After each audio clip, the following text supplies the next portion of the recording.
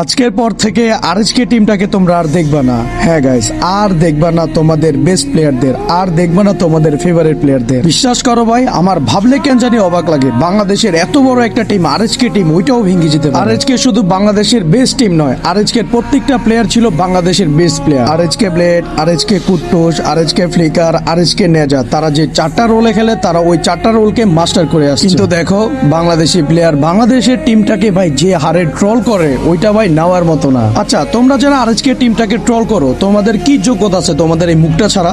তোমরা কি আরএসকে থেকে বেস্ট একটা টিম বানাতে পারবা? পারবা না। তো ভাই ট্রল করো কেন?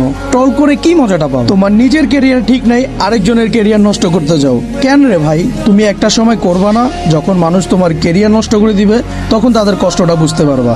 এসব বাঙালিদের জন্য বাংলাদেশের আজকে এই অবস্থা। জিতলে মাথার উপরে, হারলে পায়ের তলে।